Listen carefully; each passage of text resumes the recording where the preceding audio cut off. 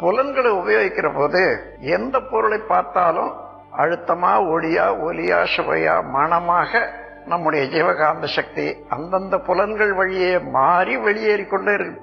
இப்ப கண்ணால ஒரு பொருளை பார்க்கிறோம், ஒரு பசுவை பார்க்கிறோம். அதே அந்த பசுவை பார்த்தா அது 6 அடி நீளம் இருக்கிறது, 4 அடி உயரம் இருக்குது.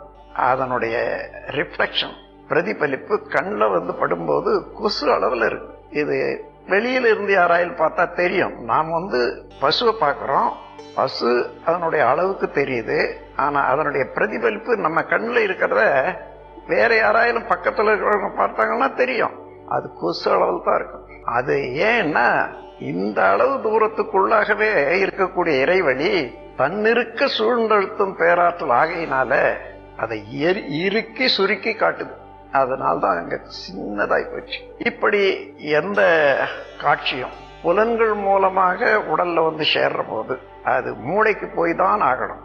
அங்கிருந்து மூளைக்கு போற போது அதாவது அழுத்தம், ஒளி, ஒலி, சுவை, மனம் எல்லாமே அங்க ரொம்ப இன்னும் சுருங்கி புள்ளி வடிவமாக மாறிடும். அப்போ மூளை அலைக்கு போற போது புள்ளி வடிவமாக அதே பசு, ஆனால் கை காலெல்லாம் தெரியாது, புள்ளியில ஒன்றும் தெரியாது. ஆனால் நம்ம உடல்ல உள்ள ஓடிக்கொண்டே இருக்கக்கூடிய ஜீவகாந்த சக்திக்கு அது ஒரு களங்கம். அதனால அது அப்படியே சுற்றிட்டு கொண்டே வரும்போது மையத்துக்கு எடுத்துட்டு போயிடுது. மைய புள்ளியில சேர்த்து கருமையத்துல இருப்பு வச்சிடும். இறுக்கி சுருக்கி இருப்பு வச்சாச்சு.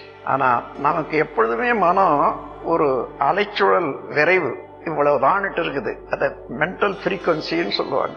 எந்த ஃப்ரீக்வன்சியில நீங்க அந்த பசுவை பார்த்தீங்க எடுத்துக்கோ, ஒரு 25 ஃப்ரீக்வன்சியில இருக்கிறது பார்ப்போம். மீண்டும் 25 ஃப்ரீக்வன்சியில வர்ற போது அதுல எந்தெந்த செயல்கள் நடந்துதோ, எதை எதை காட்சியாக கண்டமோ அதெல்லாம் ஒன்றன் மின் ஒன்றாக எடுத்து காட்டும் மூளை அந்த பதிவுல இருந்து. அதுதான் எண்ணங்கள் சொல்லும். எதுவா இருந்தாலும் வருவதே இல்லை. அதே போல நீங்க 25 சுழல்ல பசுவை பார்த்தீங்கன்னு சொன்னா மீண்டும் 25 சுழல்ல தானாக வர்ற போது தானாவே பசு எண்ணம் வருது. பசு அங்க ஒண்ணு பார்த்தோம்னு.